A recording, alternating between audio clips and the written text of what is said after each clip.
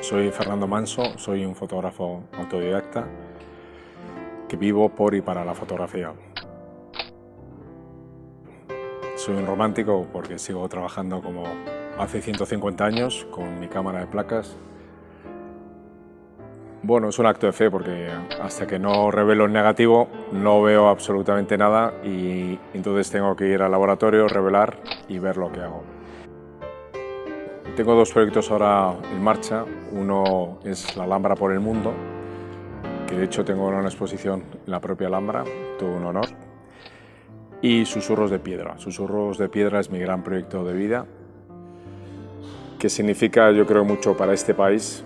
Es poner en valor la historia desde el siglo I hasta el siglo XIX, con todas las culturas que hemos tenido, e intentar enamorar y poner en valor no solo el turismo cultural, el turismo eclesiástico, sino realmente lo conocido y desconocido que tenemos en este país. En cada provincia voy a elegir una media de 5 a 6 fotografías.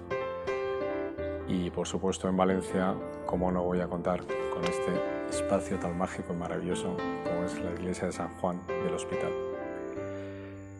Gracias por haberme dejado estar aquí, por haber podido disparar una fotografía, aunque soy muy pesado porque le dedico muchas horas a buscar la esencia del momento y de la luz, y espero que os guste este trabajo.